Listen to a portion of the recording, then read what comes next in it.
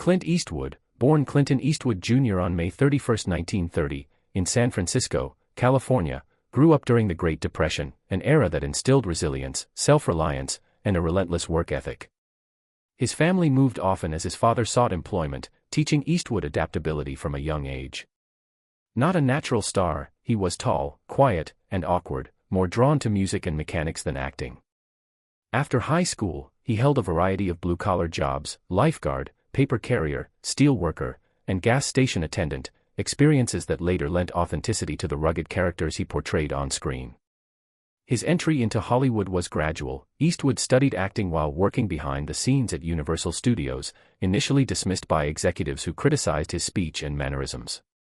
His breakthrough came in the late 1950s with the television western Rawhide, where he played Rowdy Yates. The series ran for 8 seasons, giving him national exposure, though he often felt creatively constrained. True stardom arrived in the mid-1960s when Eastwood traveled to Italy to star in Sergio Leone's Dollars trilogy, A Fistful of Dollars, For a Few Dollars More, and The Good, the Bad and the Ugly. As the man with no name, Eastwood became the embodiment of the laconic, morally ambiguous anti-hero. His steely gaze, minimalist dialogue, and iconic poncho redefined the Western and made him an international sensation, introducing audiences to a hero defined by restraint, toughness, and mythic presence. Returning to Hollywood, Eastwood cemented his image in the Dirty Harry series, playing the uncompromising cop Harry Callahan. The films were controversial for their depiction of vigilantism, yet they resonated with audiences, addressing societal anxieties while showcasing Eastwood's commanding presence.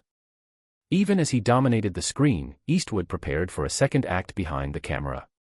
His directorial debut, Play Misty for Me in 1971, revealed a mastery of pacing, mood, and storytelling that would define a legendary directing career.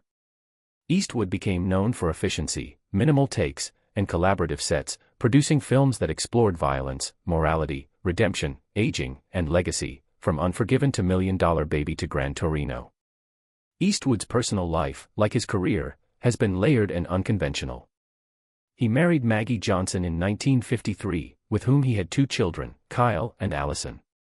Even during this long marriage, his romantic life was complex, including relationships that produced multiple children, though Eastwood maintained a fiercely private approach to these matters.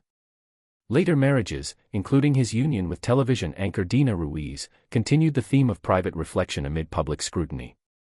At 95, Eastwood reflects on life and mortality with the same understated clarity that has defined him for decades.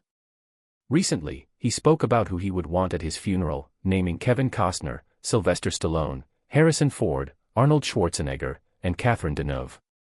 Each represents a facet of Eastwood's values: Costner, the quietly moral, classic American hero; Stallone, raw perseverance; Ford, flawed yet human; Schwarzenegger, reinvention and longevity; and Deneuve, elegance, independence, and artistic integrity. These choices reveal the qualities Eastwood has admired throughout his life: strength without showmanship, dedication without compromise, and artistry defined by authenticity. Eastwood does not approach death with fear or dramatics. For him, a funeral is not about spectacle but about the people who understood him along the way. His list of names forms a portrait of his own life, a commitment to hard work, honesty, resilience, and respect earned over decades in a world obsessed with fame. In sharing who he wants present, Eastwood offers a final lesson in living and dying on one's own terms.